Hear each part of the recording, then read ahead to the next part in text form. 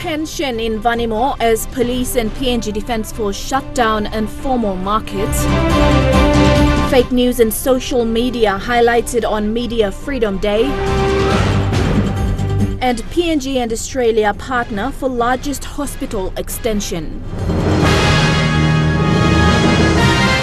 This is National EMTV News with Helen Sayer. Good evening and thank you for joining us for Thursday's news. Papua New Guinea Defence Force and police personnel in Vanimo have carried out orders to remove all informal market stalls. The orders were carried out yesterday with over 50 stalls removed. This has left many in the informal sector confused, with tension forcing shops and government offices to close yesterday. However, this morning, Vanimo police managed to contain the situation. It was reported that in the early hours of yesterday morning, Vanimo police, with the assistance of the PNGDF, swept through the town and removed every market table and makeshift stalls. The orders came from the Sundown Provincial Executive Council after a decision was made to relocate the informal sector to a newly built market facility.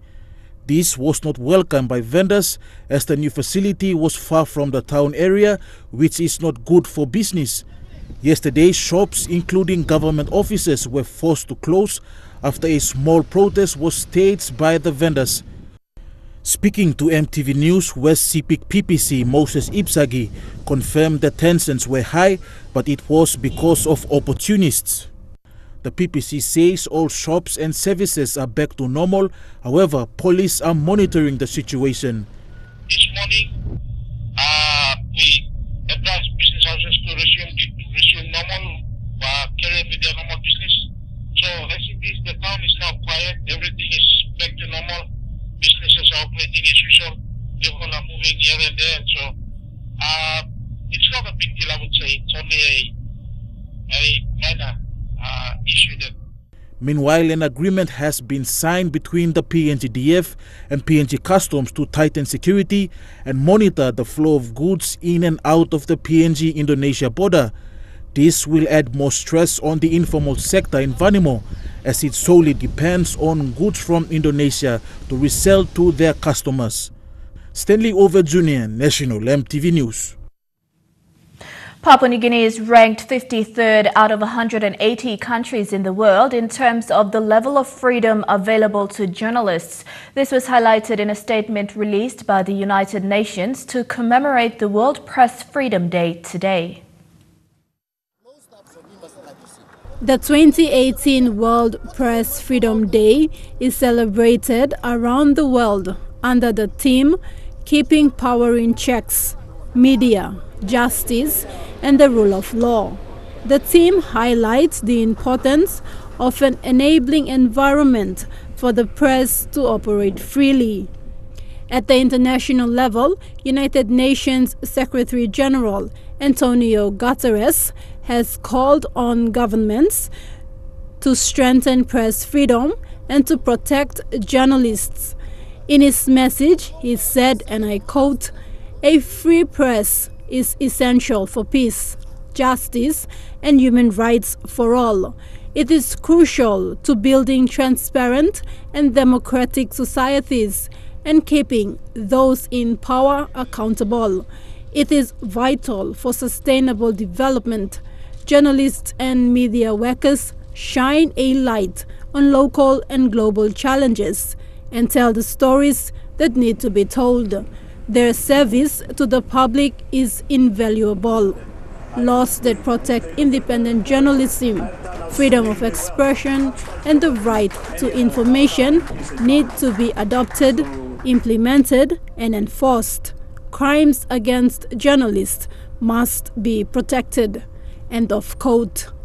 On this day, journalists who were killed in their line of duty are also remembered for their work in gathering, balancing, and disseminating information.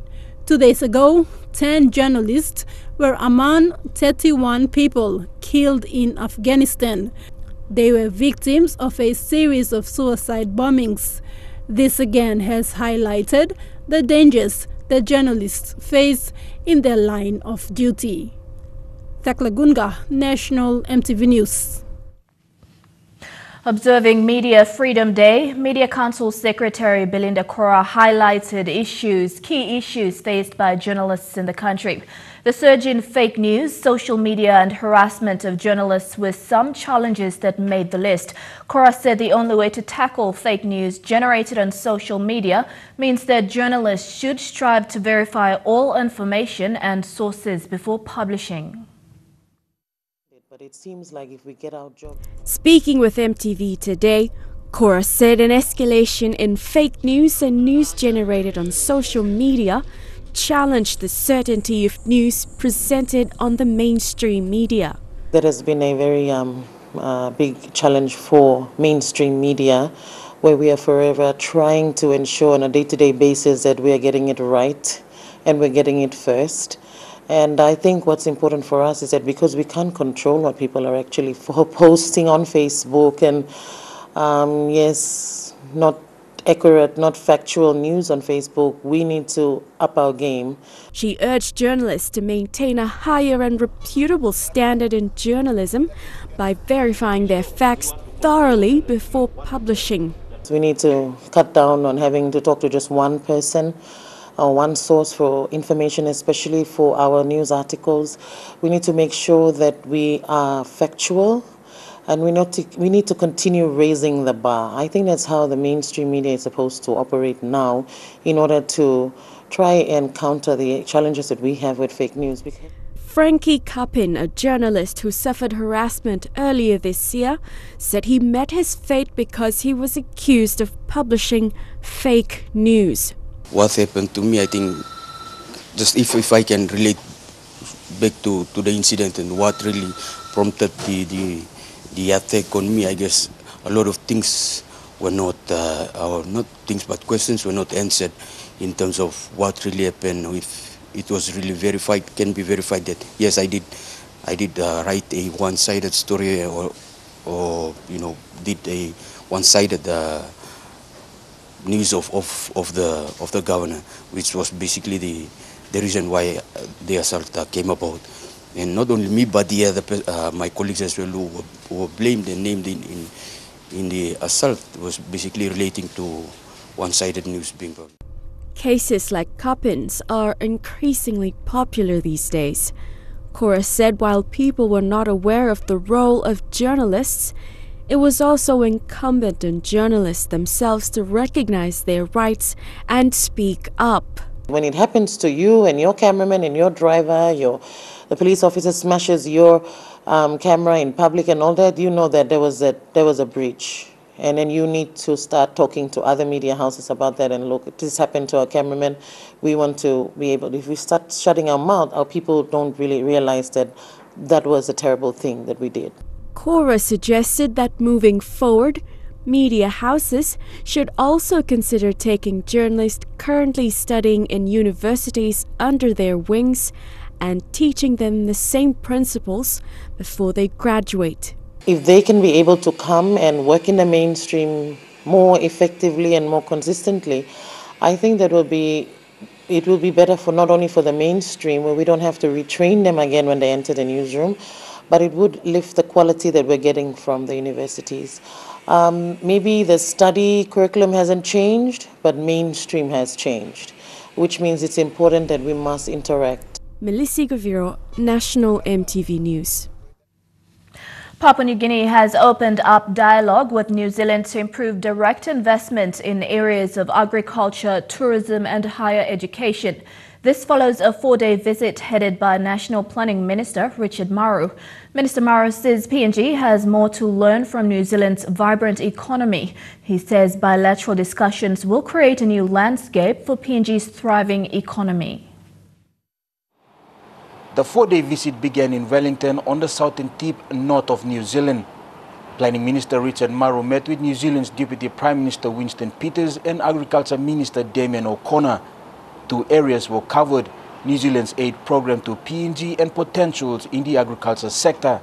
Minister Maru says this dialogue will open up approaches and potentials where New Zealand can help PNG. We are now beginning to realize we can do all that, and we are now looking for partners, including companies from New Zealand, to go and help us to develop the dairy industry, to help us to grow the chicken industry, especially the parent stock industry, which is a segment within the poultry industry that we need to engage in. With New Zealand a country with high biosecurity standards, the government wants to adopt a mirror approach to improve the level of PNG produce to the world market. Minister Maru says this will have a positive impact in revenue collection.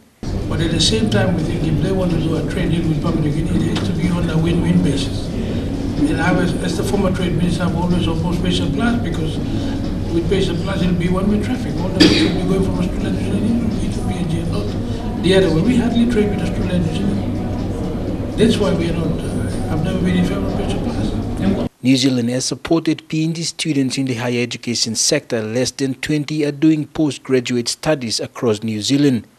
At the Victoria University in Wellington, Minister Maru met the executives of the institution to establish sister universities in both countries. The effort is also to upskill staff of universities through various disciplines. A similar visit was paid to Auckland University today, with efforts to further improve academic standards and open up campus in PNG. Canvass the appetite of Auckland University, which we respect very much, on whether there is an appetite to at least have a look at the opportunity to establish a campus in Papua New Guinea, either by yourself alone or by a partnership with the government of Papua New Guinea and the private sector.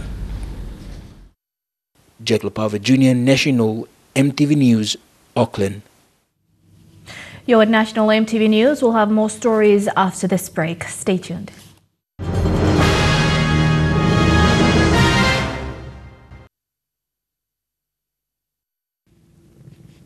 Welcome back. Papua New Guinea and Australia are funding the largest extension in the history of Nazarene Hospital in Jiwaka Province through the Incentive Fund. The Incentive Fund, a partnership between the two governments, has delivered 8 million kina, with the hospital providing 2 million kina from its own funding for the extension. This will be one of the biggest developments in the country involving a hospital. The project includes 70% increase in bed spaces for the emergency department, a doubling of surgical space for outpatients, and the surgical operating theatre. More storage for drugs will be extended, a new laundry and additional obstetric ward, a new nursery, dental clinic, and administration building. The hospital's contribution to the project includes a new pharmacy and laboratory complex, maintenance yard, and a biomedical incinerator. Increase in outpatients, a 30% increase in surgeries, 30% increase in the amount of medical deliveries, and a 10% increase in dental services. And I think we recognise that that's very necessary, and that this is probably the beginning of just a whole new phase of investment from both the PNG government. The project is expected to be completed in June 2020. The hospital is operated by Nazarene Health Ministries and is the province's only hospital, which serves a population of about 40,000 people. This is the third project for the Incentive Fund and the Nazarene Hospital. In 2006, the Incentive Fund provided 6.2 million for a major upgrade, and in 2011 provided 9.7 million to construct the hospital's hydroelectric dam. The initiation was officially launched by Australia High Commission Minister Councillor Benedict David. 60,000 outpatients per year. Our surgery department is growing.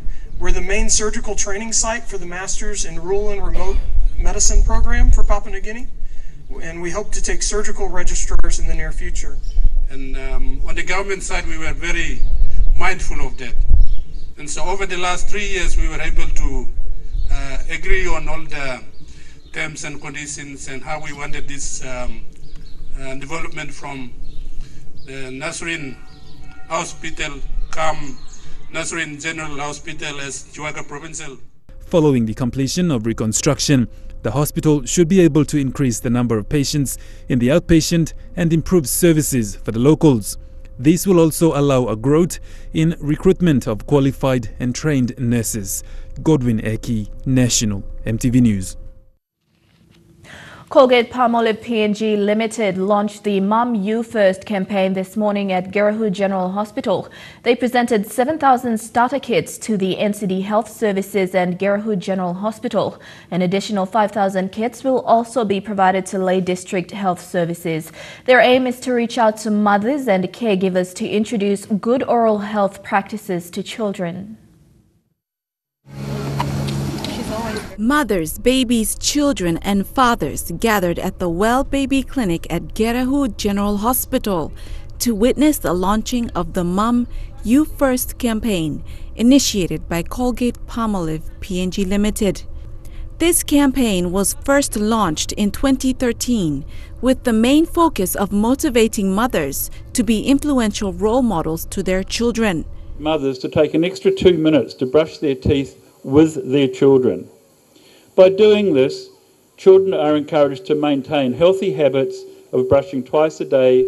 A total of 7,000 starter kits were handed over to the NCD Health Services and Gerahu General Hospital. These kits consist of a child's toothbrush, an adult's toothbrush, Colgate toothpaste and fun educational flyers. So mums, there's no excuses. You get a toothbrush and your child gets a toothbrush. How good is that?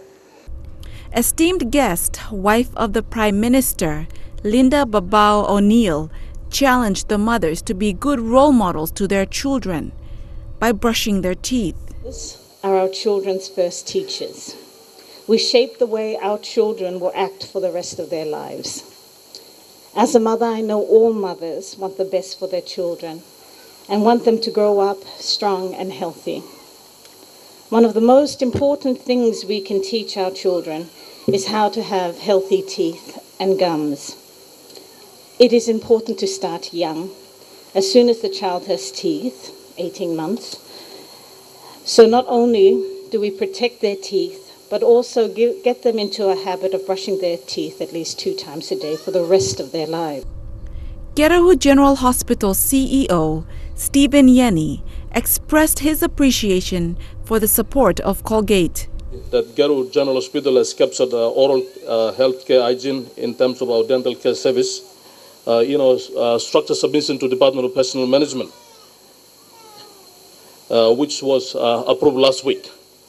So we are therefore looking forward to establish a partnership service by promoting and conducting awareness on oral health care facility, oral health care in this facility. National health educator Megan Gangloff demonstrated to those present the proper way of brushing teeth. After brushing teeth and gums, it is important to brush the tongue too. Toothbrush, you can brush behind the front teeth. These kits will be provided to 20 urban clinics and hospitals that are participating this year to be given to each mother and caregiver. Lilian Soperakinea, National EMTV News. The Mineral Resources Development Company has refurbished a 2 double-story classroom for students at Lea Primary in the Karukuhiri district. The refurbishment comes after the classrooms were left incomplete because of limited funding by the central provincial government. This morning, the classrooms were officially opened for students' use. The 2 double classrooms were refurbished at a cost of over 300,000 kina. This includes the donation of a new ambulance for the Lea community. The assistance by MRDC comes as a relief for parents of students attending Lea Primary. And this building, which has witnessed, is the official opening of the double-story classroom. It was initially started off by central provincial government through the IDG. However, after the election, there were some problems of financial shortfall, and we stayed until sometime last year because of the delay. So we asked our GR company to assist. The refurbishment was done under MRDC's Gas Resources PNG Plant Limited, a company that oversees projects undertaken by MRDC and gives back to the local communities. Infected by termites. So in the long run, we've seen already. So whilst we have the opportunity from the benefits of the LNG product, we already received the gas, the royalty for 2014, 15, 16, the royalty. Equity still coming. And out of that royalty, there are three parts of it. First part, that 40% we already got as in cash for the 40. The other one, as MD said, future generation, and this other part is for our community investment. So these are the fruits of the royalty, and also the community service ambulance as well. In Boyera and Papa, MRDC is doing renovations on 3 double classrooms, while in Porebada, a memorandum of understanding was signed to build a new health center. Thaklagunga, National, EMTV News. Stop and Shop Waigani Central officially reopened at about noon today. It had been closed after a fire destroyed the building in July of 2015. CPL Managing Director Mahesh Patel said he is grateful and thankful for the concerted efforts of the staff as well as suppliers who supported them during the fire incident. Stop and Shop Waigani Central has officially opened its doors to customers. This is following a fire destroying the building in July of 2015. So it's been a long time. But, the tremendous effort that our staff did to get this up and running today was just mind-boggling. I arrived at the store at 6 in the morning today, and there was letters, there's people running around, there's cleaners, there's packing chef. I thought, oh my God, are we going to open today or not? 12 o'clock was the deadline, and we did open. There are new additions that come with the newly reconstructed building. Bon Cafe now has tables and chairs for customers to sit and 2 clinics at the city pharmacy area.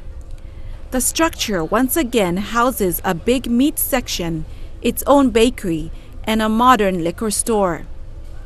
It's given us time to understand the customer demographics, and 3 years the customer's taste has changed as well. I mean, there's a lot of basic items, but there's a lot of new lines as well. I mean, the bakery is going to do it, I think, about 6 different lines today. In the meat section, there's about 10 or 12 different products. Cheeses, there's about 15 different types of cheeses. And if you go into different aisles, there's different products and stuff that we've added on. So, no, it's a new beginning for us. It's been the day I've been waiting for. A customer, Asunta Nungi, was very excited that Stop and Shop Waigani Central is finally open. She says it is bigger and better and a one-stop shop. Local and Sego. Yes. I saw Sego and I said, what about time Sego is on the shelves? So we don't have to go to the market, get Sego and come here to get protein. We come here, we can get Sego and we can get protein and off we go. That's why it's fabulous, incredible. CPL is still supporting the local community by helping farmers to sell their fruits and vegetables, which comprises of 70% of Stop and Shop's produce section. They have done a fantastic job, from the cleaner right down to the top management. Without them, this thing would not be open today. Lilian Soperakinea, National, EMTV News. 30 shelters for displaying flowers, trees and vegetables were built today by more than 30 young missionaries from the Church of Jesus Christ of Latter-day Saints in Lae. The display will be part of the Lae Flower and Garden Show to be held next weekend. This is the National Botanic Gardens in Lae. It was established in 1949. The garden is used for research, conservation and recreation for the residents of Lae and PNG. The center was closed to the public for more than 10 years due to law and order issues. It was reopened in late 2015 as part of the Lae National Botanic Garden Advancement Program. The effort was made by Friends of Lae Botanic Gardens, PNG Forest Research Institute and some business houses. We intend to raise funds to use the women's groups that are participating in the show now maintain the help us maintain the garden, like weeding and cleaning, planting new plants in the gardens. So making it. We want to sell the garden, but we want to tidy it up first, make it safer before we open it up to the public to say, come enjoy the gardens. The Leh National Botanic Garden Advancement Program, through the support of the Friends of the Leh Botanic Garden, organized a flower and garden show to raise funds to help revive the garden. These young missionaries from the Church of Jesus Christ of Latter-day Saints volunteered to help build 30 shelters today to accommodate the displaced next weekend. Because the elders, they come from all over the world. We have young missionaries between the age of 19 to 23 that go out and serve an 18 months service. I'm 18 years old. I'm from America, and I'm Tongan, but I live in America. So, mi hama maslo kam lo serve mission here. Mi hama maslo semi gadis la chance lo kam na look sabe lo this la place. But before me come lo PNG, mi no sabe in PNG stop. So now me come finish na mi look sabe in PNG nice flap. Mi hama maslo stop.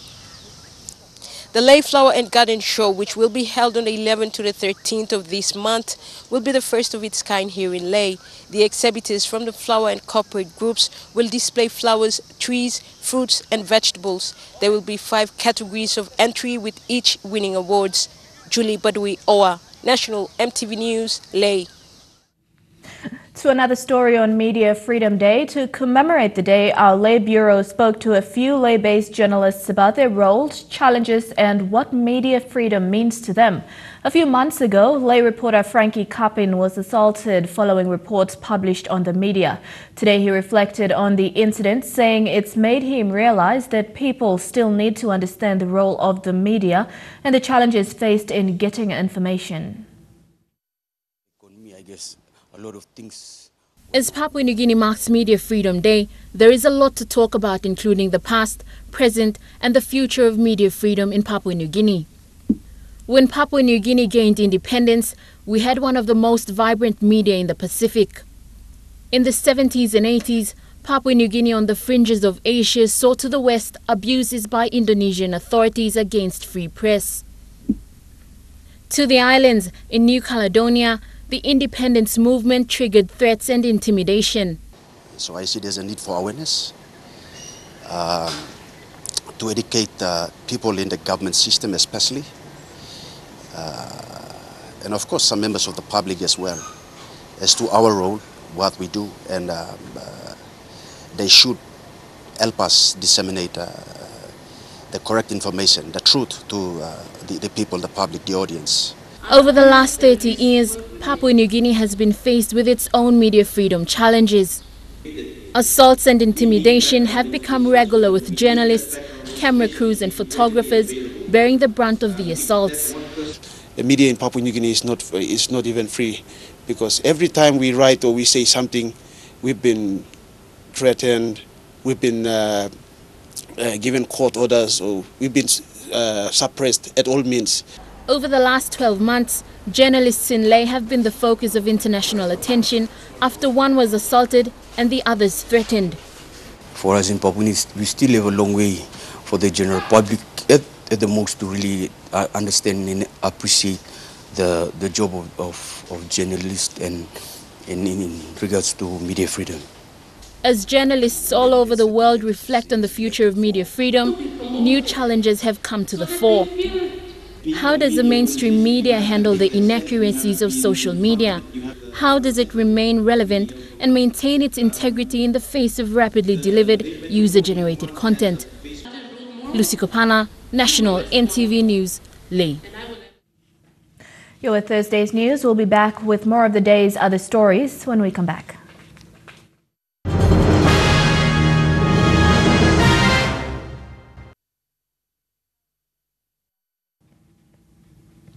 Welcome back to the news. A primary school in Madang is on the verge of sending students home if the tuition fee-free funds are not paid to the school on time. The school only received its first payment of 20,000 kina and is still waiting for the second batch. The 20,000 kina is the administrative component of the TFF funds. However, the school was forced to use the money for other necessities in order to function until the end of this term. Talidik Primary is a level 6 school located along the North Coast Road of Madang Province. Vice Chairman of Talidik Primary, Daniel Martin, says they're looking at closing down the school and sending students home if the TFF delay continues. This will affect at least 600 students. They will be affected. We hope to not pretend, but we'll be calling a PCA meeting and maybe we will close the school. That's the reality. We can't pretend to continue and run the school as it is because when we don't have money. Delay in the TFF payments has also affected students' learning as well as the teachers. 3 weeks ago, the school received its teacher and learning component. However, each student received only 7 exercise books to last them for the whole year.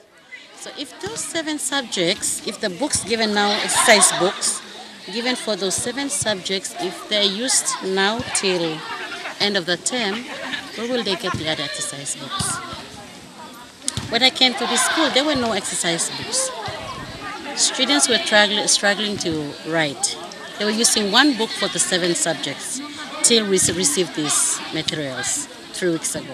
Mrs. Maya says for teaching and learning, she was only given 3 boxes of chalks, saying these things are not enough for her to assist her to impart learning to the students from now till the end of the year. The cards, not receiving the full payments has really had a great impact on the students' learning and the teachers as well.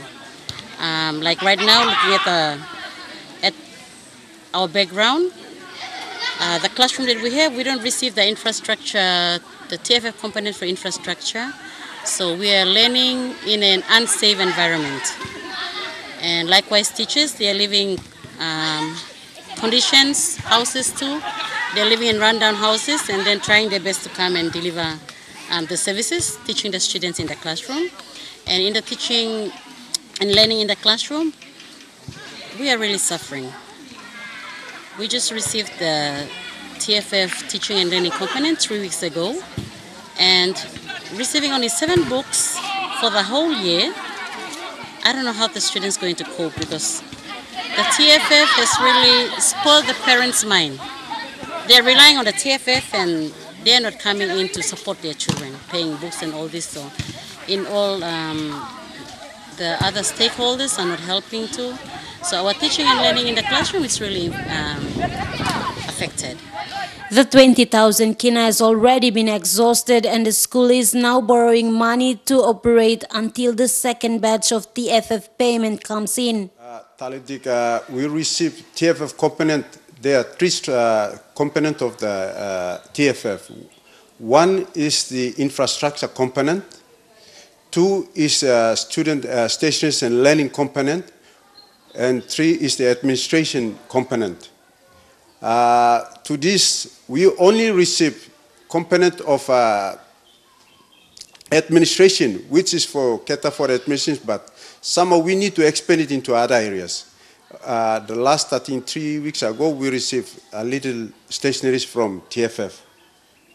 I don't know when it's going to finish, and then the next one will be due to come on or something like that. Because we only receive stationaries, but the learning material for students are not in place. We have nothing.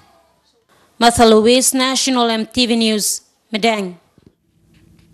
Still in Madang, a vice chairman of a primary school in the province says his school has been submitting TFF quarterly reports on expenses. Hence, this should not be an excuse for the Provincial Education Department to raise concerns on delays to TFF payments. His remarks were in response to schools not providing acquittals for TFF funds. Talidik Primary School, we give every monthly report to the school authorities in place, TFF and other expenses that we use. like we give the monthly report, and based on the monthly report, people like the TFF coordinators, they are sitting in the office and they are not doing their job. If they should be visiting the school to see if the money is been expended or utilized or used accordingly, then they will have a fair idea of how the school is running. Some of the schools in Medellin, some of them are very big, some of them are small, and due to some, they have their own problems of how they run their schools. But to us, we submitted every TFF quarterly expense report. Like we have the 20,000, we already finished that report and it's already gone. So for me, I don't think this is an excuse that we'll be saying that other schools are not giving the expense report. Because based on the new expense report format, they don't receive receipts attached to it. They only go by a format where you explain what you use for that money and that's it. The board, they sign, their teacher, they sign, and that's it. That's a report. Authorities in Lae have set up a working committee to address the issues of new illegal settlements in the city. Lae Police Boss Anthony Wagambi Jr. says the issues have to be addressed early before they become permanent. This has been the cause of petty crimes and lawlessness. The executives of the working committee will be appointed next week, Tuesday. These problems must be addressed now before these new illegal settlements, they grow their roots. When they grow their roots, it becomes difficult for us to remove them. So this is why we are addressing it now. And we have agreed that we will have a working committee to work on this, which will be headed by a chairman, which they will appoint when they first meet next week, Tuesday. And we will move on these issues as soon as possible. Day 3 of consultations for the Draft Disability Authority Bill 2018 saw government departments, development partners and stakeholders analysing draft bill. Many recommendations were aimed at the makeup of the structure for the authority. It also critiqued loopholes in the registration channel. The recommendations raised will be taken into consideration by the Constitutional and Law Reform Commission when finalising the bill. Tomorrow, consultation will be open for the general public to critique, comment and make recommendations. Minister for Environment, Conservation and Climate Change John Pundari recently announced an impending total ban on plastic. With plans to stop the use of plastic bags in 2019, the solution of using biodegradable or eco-friendly bags will be the way forward for a greener Papua New Guinea. In 2014, a plastic ban policy was announced by the Department of Environment and Conservation. 4 years on, Minister responsible John Pundari, in recent interview, said strict actions would be imposed in efforts to totally ban all plastic bags. The department is currently reviewing the use of biodegradable and eco-friendly bags. Well-known global environment reports continue to highlight the significant impact caused by plastic bags on food sources and marine habitats. According to research in 1950, the world's population of 2.5 billion produced 1.5 million tons of plastic. In 2016, a global population of more than 7 billion people produced over 320 million tons of plastics. This is set to double by the year 2025 to 2034.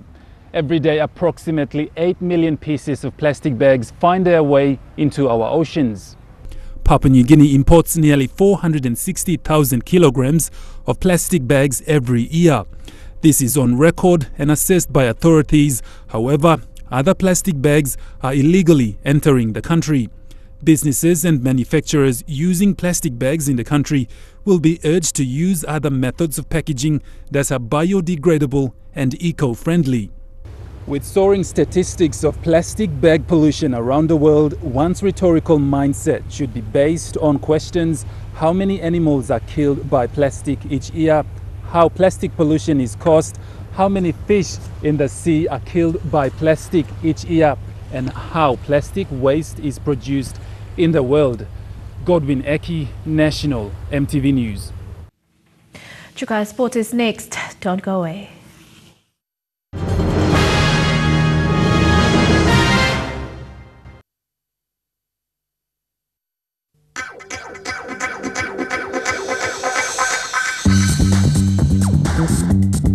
Chukai Sports.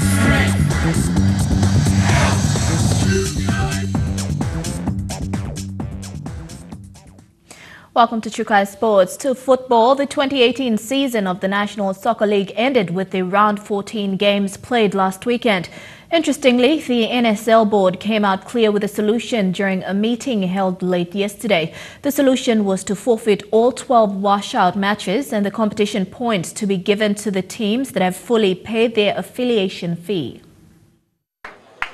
Number 6, Samuel Kinney.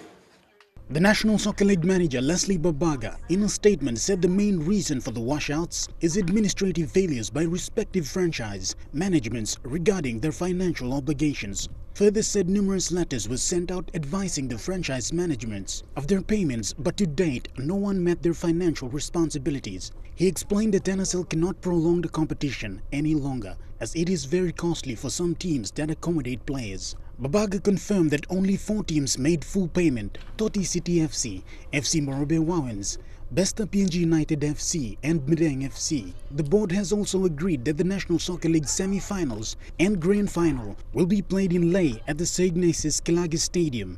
The semi-final will be on the 12th of this month, while the grand final will be on the following week. The format of the semi-final will be 1 versus 4 and 2nd versus 3rd. The top 4 teams will be announced next week, together with the official announcement of the minor premier. Shane Saroya, National EMTV Sports. The NCD Vipers are aiming to finish in the top 5 at the end of this year's PNG National Rugby League competition. They lost their first 2 games but managed to get back into the winner's circle after defeating 2017 premiers, the Leh Snakes Tigers. The Vipers team management have enforced better team discipline both on and off the field. Coach Joe Siba says they have cut down on a few ill habits, which has proven to be successful with the way the team has performed over the past 4 rounds. It's discipline off the field and on the field as well, so cut down on drinking and all this. Go tough in our training. If any of our players misses 1 game, we penalize. Or 1 training session, we penalize them. So that's how that's the result that can make an arm. Their aim is to make it to the finals, but Siba says though it is a big challenge, they will take 1 game at a time. Our aim this year is to make it into the final, but as we go along, we take 1 game at a time. We look at our mistake in our attack and defense and work on it and polish up on that to go forward for another game. The team has seen the inclusion of many new players. New boys and the experience that we have former Kumul Lassen Marabe coming in to help us and Thompson Tete.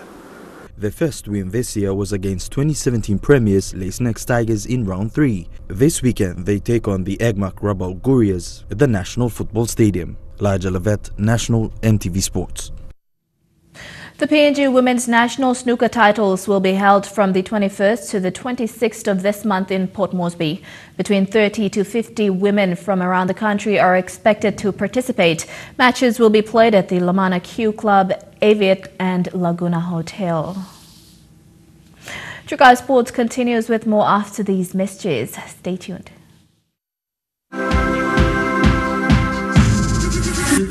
Chukai Sports. Welcome back to Chukai Sports. Cricket PNG has time and again outsourced expertise from Australian cricket to assist the national teams prepare towards their international tours. This time, Tasmanian wicketkeeper and coach Tim Coyle will bring his experience into the national side. For the Lowers, the ICC Women's T20 World Cup qualifiers in Netherlands is now only 2 months away, and any further expert guidance at this point will make a difference. The Barracks, on the other hand, will travel to Fiji. However, Vani Vagimora's resignation is expected to cause a dent in the batting lineup. New Australian cricket coach Justin Langer believes disgraced trio Steve Smith, David Warner and Cameron Bancroft still have a future in the team. Langer comes in as a former gritty test opener with the sizable task of rebuilding the national side. He's been entrusted to sort out the ugly side of Australian cricket, and Justin Langer is coming in with some hard messages. Everyone knows what right and wrong is. Everyone knows the difference between right and wrong. That's simple. That wrong being the ball tampering scandal which exposed Steve Smith, Dave Warner and Cameron Bancroft as Aussie cheats.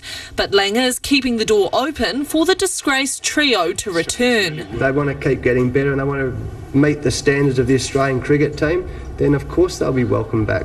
The 47-year-old replaces former coach Darren Lehmann with a 4-year contract, taking Australia through 2 Ashes series, a World Cup and World T20 tournament. Langer had a decorated career himself, wearing the baggy green in 105 tests with 23 centuries, 3 of them against New Zealand and a double ton.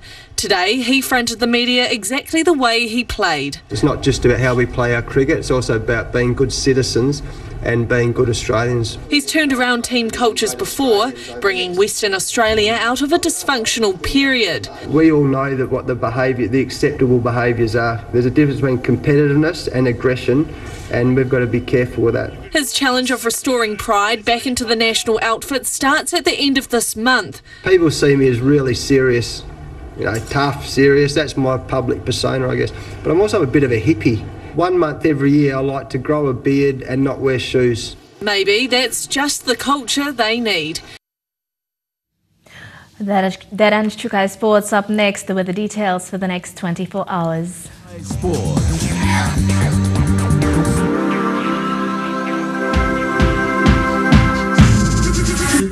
True Kai Sports.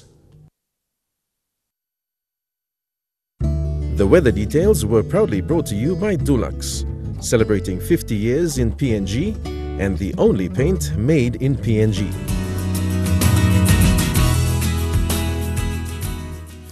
Your weather forecast for tonight and tomorrow in the southern region: fine apart from a shower or 2 in Daru, Kerema and Popondetta, fine weather, and in Alata, mostly fine. In the Mamasa region, fine in Leh, mostly fine in Madang, fine apart from a shower or 2 in Wewak and a shower or 2 in Vanimo. In the New Guinea Islands region, fine weather in Lorengau, Kavieng, Kokopo, Rabaul and Kimbe, and a shower or 2 in Buka. And in the Highlands region, a shower or 2, then morning fog in Mount Hagen, Goroka and Kundiawa, and fine into morning fog in Mendi and Wabeg.